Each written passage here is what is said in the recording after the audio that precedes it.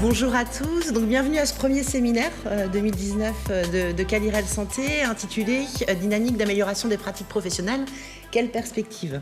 Donc je donne tout de suite la place à Magali Bonomo qui va nous éclairer sur les orientations régionales en matière d'amélioration des pratiques professionnelles.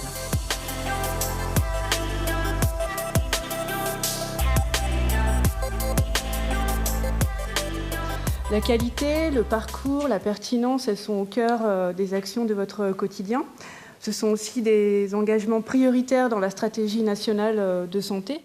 La feuille de route de l'Agence régionale de santé des Pays de la Loire, elle a été élaborée en premier lieu en cohérence avec la stratégie nationale de santé, pour laquelle la qualité, la pertinence et le parcours des patients sont des enjeux prioritaires.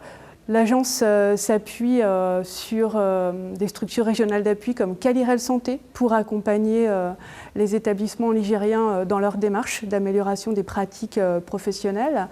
Calirel Santé apporte son expertise méthodologique sur le champ de la qualité, de la gestion des risques. Il favorise aussi le retour d'expérience, le partage d'expérience dans le cadre de séminaires comme aujourd'hui ou encore dans le cadre de communautés de pratique ou de groupes projets pour diffuser la culture de la pertinence des soins. La pertinence, c'est apporter le bon soin au bon patient, au bon moment et au bon endroit. En région, ça a donné lieu à la création d'IRAPS dans toutes les ARS, des instances régionales pour l'amélioration à la pertinence des soins. Et elles ont pour vocation à diffuser la culture de la pertinence.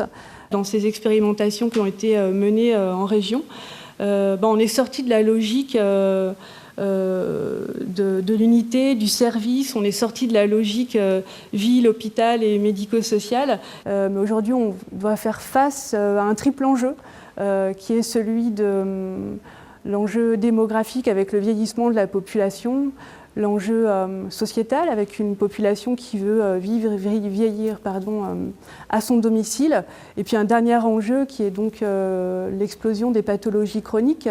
Quand on veut faire face à ce triple enjeu, forcément cela nécessite de la coordination, et pour améliorer cette coordination, le levier c'est donc les pratiques professionnelles.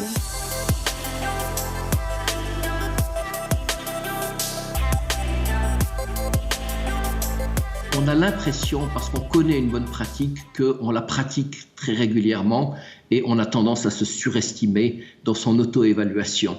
Finalement, ce qui se produit, c'est un fossé qui se creuse entre les bonnes pratiques démontrées par la recherche et les soins tels que les patients les reçoivent au quotidien. Pour pouvoir appliquer ces bonnes pratiques, la meilleure solution que j'ai trouvée, c'est les stratégies multimodales d'amélioration.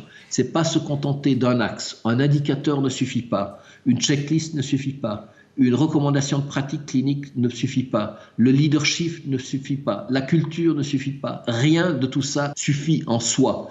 C'est la conjugaison de toutes ces choses qui va permettre de faire avancer les bonnes pratiques.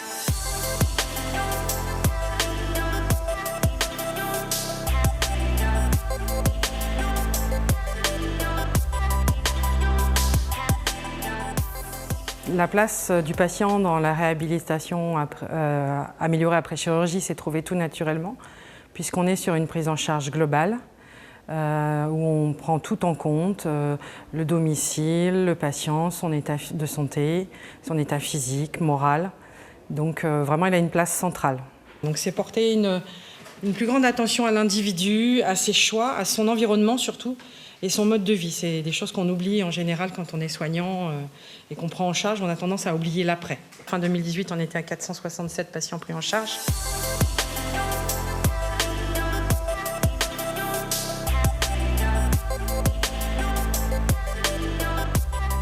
Cette méthodologie du patient traceur, elle vise à analyser l'organisation du management des soins médicaux et paramédicaux.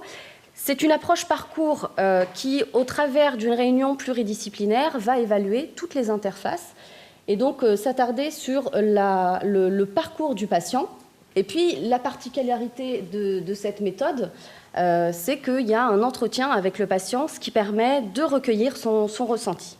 Alors au travers des différentes analyses qu'on a pu mener du coup à la fois au CHU d'Angers et à l'hôpital Saint-Nicolas depuis plusieurs années, et au travers aussi d'un travail de mémoire, de master qui a été réalisé par une cadre supérieure de santé, on peut dire que oui, la méthode du patient traceur permet d'améliorer les pratiques professionnelles des soignants, à la fois les pratiques professionnelles individuelles et les pratiques professionnelles collectives.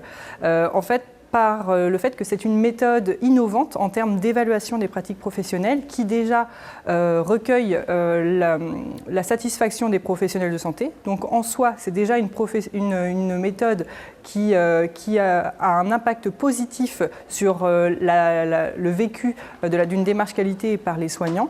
Et puis la mise en œuvre d'actions qui sont simples, qui sont aussi choisies, déterminées directement lors de cette méthode par les professionnels eux-mêmes, forcément aura un impact direct et efficace sur les pratiques professionnelles.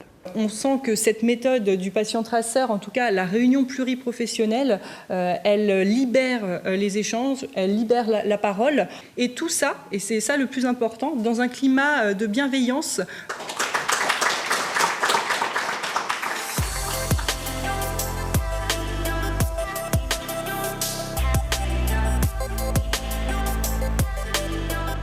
On est devant un tableau blanc et nous, qu'est-ce qu'on veut en termes de PP? Est-ce qu'on veut se former aux méthodes de PP? Est-ce qu'on veut obtenir des outils de PP? Est-ce qu'on veut communiquer sur le PP, etc. On propose aux établissements des ateliers de formation pour piloter et mettre en œuvre le PP. On propose également des outils qui vont les aider à communiquer autour de l'évaluation des pratiques professionnelles. Le patient traceur, ça sert qu'à la certification de la Haute Autorité de Santé. Mais non, c'est avant tout une méthode d'évaluation des pratiques professionnelles. Elle est utile pour améliorer les pratiques collectives en interne. Ainsi qu'une batterie d'outils pour justement recueillir les données. Et notamment la plateforme IFORAP, une plateforme en ligne qui permet de réaliser ses propres EPP. Donc en gros, c'est un outil en ligne qui permet aux établissements vraiment de gérer en totale autonomie leur évaluation, à la fois en termes de saisie des données, mais également en termes de génération des rapports.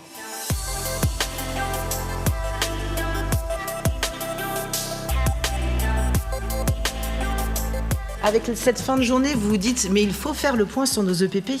On va vous présenter justement le lancement d'une campagne sur la thématique. Faisons le point sur nos EPP. Il y a un objectif qui est pour les structures, qui est d'établir un état des lieux de l'organisation de la démarche EPP au sein de leur structure. Et pour Calirel, c'est de pouvoir établir les besoins d'accompagnement qu'elle pourrait mettre en place ou améliorer par rapport à ce qu'elle fait déjà dans la démarche EPP pour accompagner les structures.